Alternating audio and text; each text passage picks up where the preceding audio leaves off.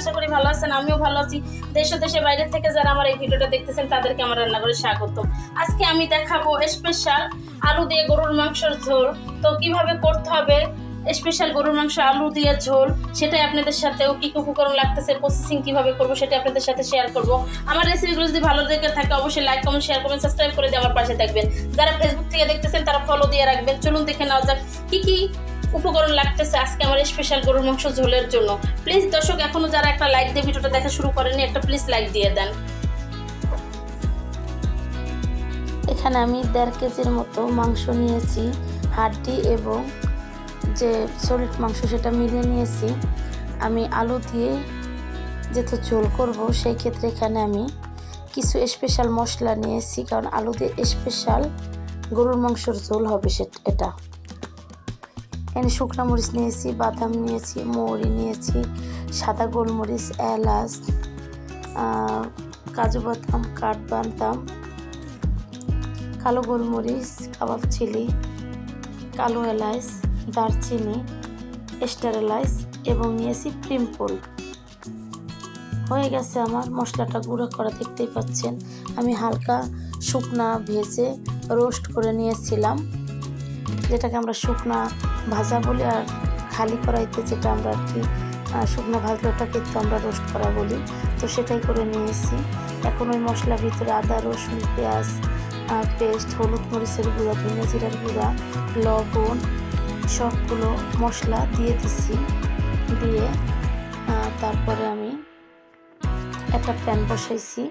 অবশ্যই সরিষা তেল দেবো আজকের স্পেশাল আলু দিয়ে গরুর মাংস ঝোলের ভিতরে। আমি গরুর মাংসের ভিতরে সরিষা তেল দিয়ে দিয়েছি, তারপর মাংসটা ঢেলে দিলাম, পেঁয়াজ কুচি দিয়ে দিলাম, সব রকমের মশলাগুলো আমি ঢেলে দিলাম। এখন আমি ঘি দিয়ে দেবো, 2-3 চামচ ঘি দিয়ে দেবো। ঘিটাতে আরও স্বাদটা বাড়িয়ে দেবে। যেটা আমি হাতে মাখিয়ে বসাবো, এখন যে আমি হাতে মাখিয়ে নিচ্ছি সুন্দর করে। এত সুন্দর করে মাখাবো, একদম মাখানো দেখলে যেন মনে হয় রান্না হয়ে গেছে। তো হাতে মাখিয়ে নিলাম সরিষা তেল দিয়ে। এখন হাত ধোয়া পানি এবং বাটিটা ধুয়ে কিছু পানি দিয়ে দিলাম মাংসের ভিতরে। এখন একটু নেড়ে দিছি। এখন আমি চুলায় প্রায় 40 মিনিট এটাকে বসিয়ে রাখবো দমে।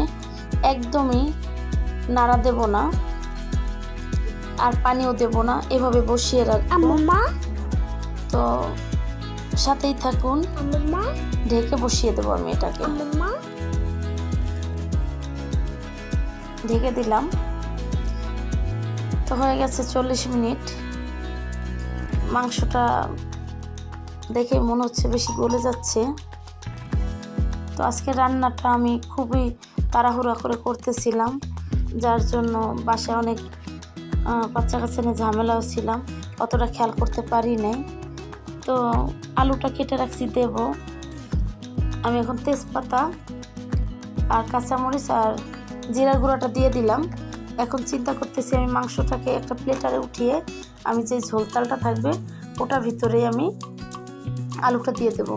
যেহেতু মাংসটা আমার সিদ্ধ বেশি হয়ে গেছে, আলুর সাথে যদি আবার রাখি আমি মাংসটা, তাহলে আরও বেশি গরুর মাংসটা সিদ্ধ হয়ে যাবে, বলতে গলেই যাবে কিন্তু। যার জন্য মাংসটা আমি উঠিয়ে রেখে এখন আমি আলুটা দিয়ে দিলাম।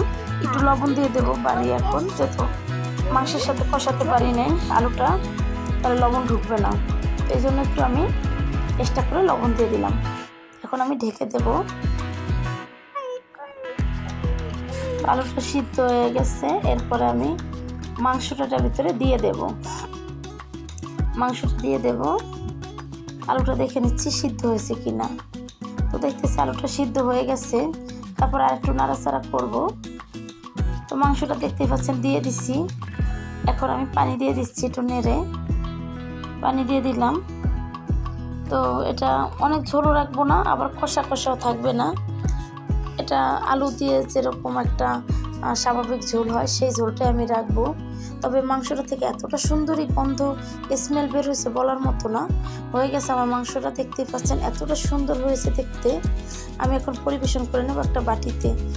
খুবই একটা সুন্দর গন্ধ বেরোচ্ছে, আপনারা দেখেই বুঝতে পারছেন যে কতটা সুন্দর দেখাচ্ছে কালারটা।